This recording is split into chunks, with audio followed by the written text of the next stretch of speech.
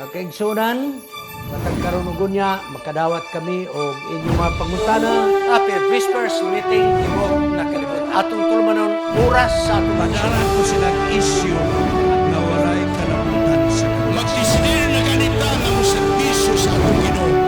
Ang yawa, pangita o pamagi, mo-offer na mura-mura po o iya sa Diyos. Ang inahan kaya ariglaran ang napulog na mga anak. Pinako kalimutan kayon sa Ginoo.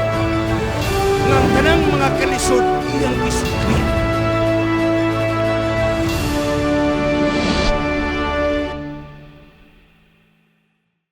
Happy prayer meeting sa Tibok Kalibutan. Ang ato is Anis Media Ministry, Cagayan City. Makikobang kaninyo pipila ka mga gutlo alang sa atong tulumanon oras sa atong leksyon. Mukha ng panahon na atong i-discuss ang nahanay nga topiko karong nga simana sa Sabbath School Department General Conference. Sa pagsugod, magapo kita. Gamhanan na Diyos na nakasamalangin. Tinubdan sa kaalam. Imo kaming hatagan o kahibalo kaalam aron among masabtan ang imong mga pulong nga gusto nimong ipaabot kanang. Salamat kang Hesus nga imong ipadala ug iyang gitubos ang among mga sala. O balang espiritu ikaw mo konsent kanang aron magagiya sa tanang mga desisyon nga kanunay uyon sa kabubuton sa among Dios. Panalangin mo ang tanim mong mga anak nga nagapaminaw nini nga tulumanon na magkapadayon sa pag-alagad ng matinudan hangtod sa pagbalik. Kining tarang pagkanawaton sa ngalan ni Jesus Manduas. Amen. Mga pinasay nga pagpangumusta sa atong mga kaigsuunan sa Bungaw Adventist Church. Duha din sila kasibahan. Bungaw Central Adventist Church o Bungaw Advent Academy Church. Salamat sa gayon nga kami nakaana diha. Dili masayon ang biyahe. 12 hours gikan sa Cagayan paingon sa Zamboanga City. Dayon pagkaugma sa kayong plane 40 minutes mga kaigsuonan. Ingon na ana ang biyahe mga kaigsuonan. Apan wala gyud mi magmahay ni magbasol kay pagkanindot kaayo ang fellowship sa mga kaigsuonan. Salamat sa inyong pagtambo. Unya, nakaadto po mi sa La Island. La Island, gamauna ang dapit.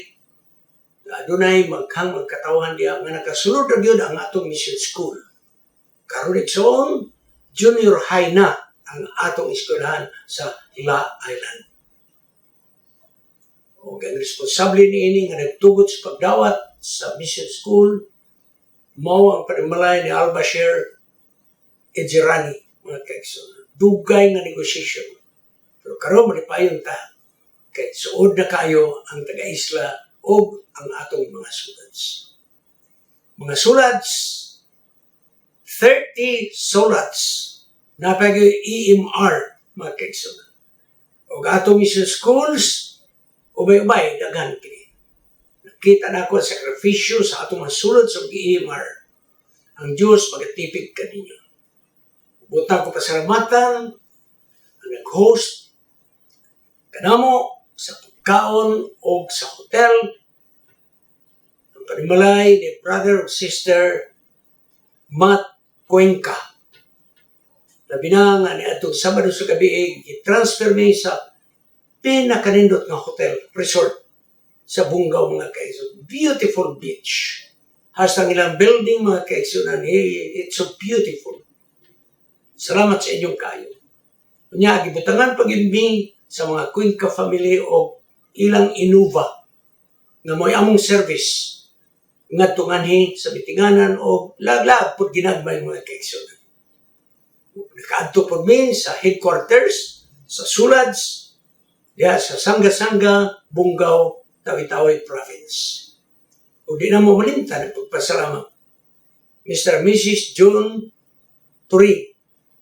Mr. and Mrs. John Turing, brother and sister John Turing. Salamat sa inyong kaayo, labi na sa inyong imong paghatod. Kanamo nga to sa airport, yan himong sayon ang among pag-facilitate sa mga papers o sa among mga cargo. Di na ako manganlan ng tanan. Para akong balikon, Bungaw Advent School o Bungaw Central Adventist Church. God bless you all. Sulats o mga AMR, ang Diyos makikuban kaninyo. Karong mga kaigsoon na itong topic mo, share Him, atong ipahat siya. Kining siya mao si Jesus. Atong ipahat, share. Ang teksto na gingon, ang makagaw-gahong nga Diyos naghatag og mensahe nga ni kanako. Si Isaias pa na gingon. Ngayang sulgoon, o kung misulti, alang kaniya, o kakunay-balo sa pag-ingon, sa pagtabang sa mga nangaluya o gikapuyan. Ang Ginoo nagapamata kanako sa sayo sa kabuntagon aron makakaton sa mga butang busa ako na minaw pag-ayo ngadto kaniya samara na usa ko ka estudyante na naminaw sa magtutudlo. Isaiah 50 verse 4. Ano na istorya mga kaigsoon na ako lang ning gi-concise gimubuo. Sa kapastor na ani sa atong lison ang gusto nako gamiton. Busy kayo ng andam sa iyang mga preparation, o ato nagsimbahan, o tabang sa asawa, tubig, mga gamit sa mga kabataan gagmay, ugwali nga iyang giandam, nagkapulikit siya, unya, padulong sa simbahan, wala man siya mag-ulahi, pero nalangan sa traffic. Nalangan siya. Mo to medyo go na gid siya kay maulahi na gid siya mga kaigsunan. Onya, may nitabo nga kalit lang adunay sakyanan nga may insert sa iyang atubangan. Kalit nga ni-insert. So, ang pastor, sudden na nagduot siya ang pray. Gunya, wa man mabangga, pero iyang gisingkitan ang mga tao. Iya pag yung ipakita ang iyang kinumo, mga kaigsunan.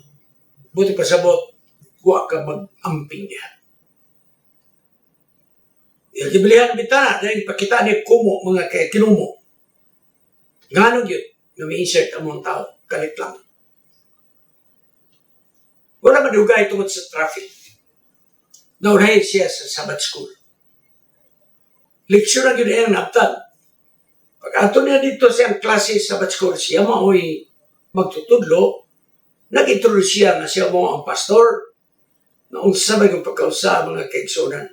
Katong driver nga nag-insert sa iyang atubangan, tuwang na siya ang klase sa Sabbath School. Katong iyang ipakitag kinumo mga kaigsunan. Kaya yung mga kaigsunan, katong nga tao, dili kaubanan na to simbahan, pero gi-invite sa iyang paryente nga mutambong. Mga kaigsunan, magbantay ta kayo sa hay, o di ta magkapugong sa atong kaugalingon. Madaot ang atong influensya o makapikto nga to sa uban, negatibo na ang ilang pagtanaw ka na to. Ang atong pagsaksi kang Ginoo sa Mateo 18:18 pa 20, gihatagang si Ginoo naghatag ka na to og otorisasyon sa pagwalis maayong balita, sa pagtudlo o sa pagpamautismo. Balaan kini nga sugo. Gisugo kita nga atong iwalay maayong balita dahil manudlos kanila o mamautismo kita. Sugo kini sa Dios mga kaigsunan. Ang atong iglesia gihatagan og katungod sa pagwali aron makaplagan ang mga tao nga mahimong sumusunod ni Ginoo. Ug kining mensahe nga maayong balita mo kay mensahe sa tulo ka mga manuluda. Nga naa sa Pedro 14:6-12. Unang manuluda, ikaduhang manuluda, ikatulo nga manuluda.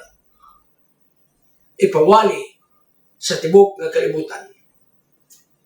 Ang mga sumusunod ni Ginoo, kita mga kaigsunan, makapata sa maayong balita sa daghang pamagi. Ang ubang mga kauban nato simbahan, karabang maglisod sila pag-share, pagpahat sa maayong balita.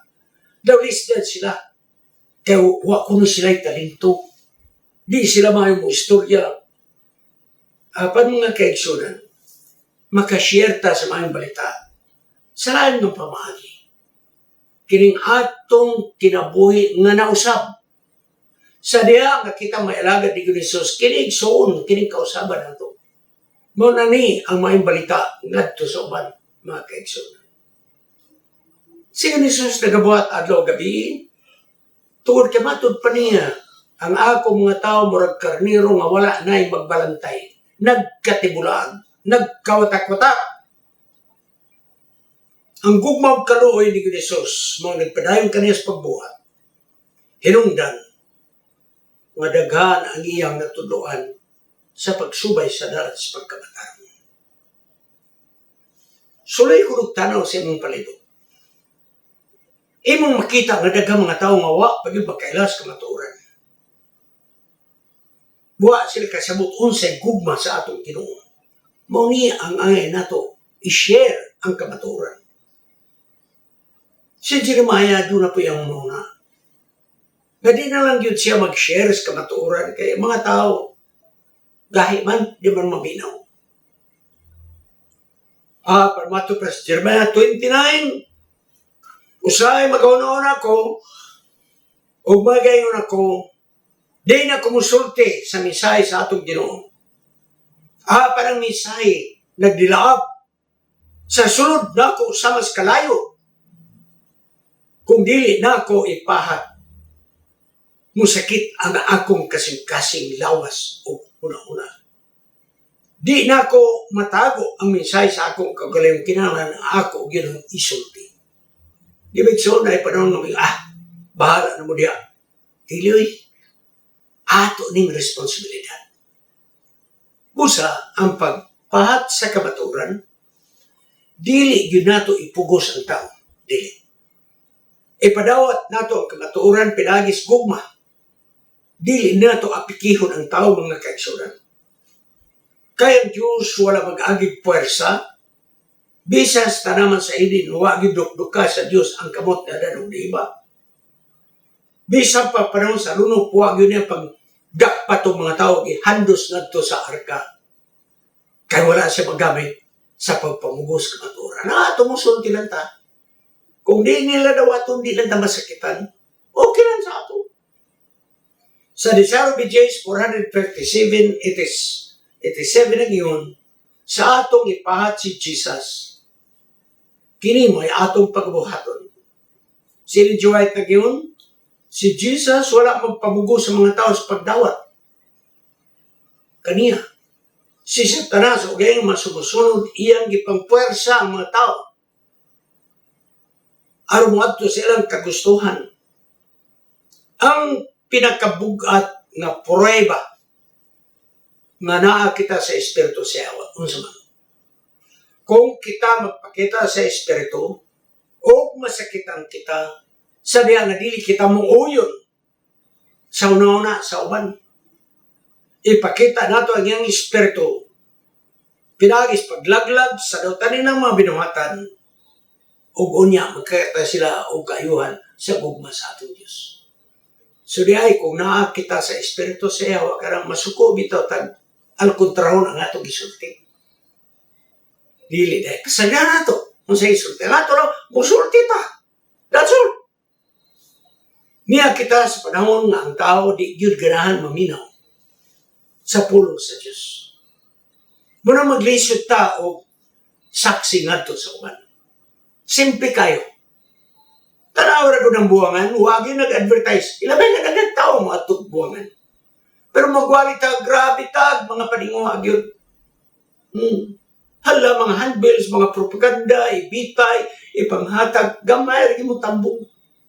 Ingon na mga kaigsunan. Mga ng artista, bisang nilisikat, magpunsiso ka mga tao, tanaw. Apan magwali ta, mingaw kayo mga kaigsunan. Apan dili kita mahunong sa pagpahat sa kamatuoran tungod lang kay mga tao ano na prejudice o bias, alayon ta sa pagsultis man balita. Bahalag dili siya mudawat mga kaigsunan. Muna mga kaigsunan. kinahanglan nga atong maibuluhan, kanang mo share na bito ta, kinahanglan nga masuhito ta sa tao nga atong pagapahatan sa mga balita.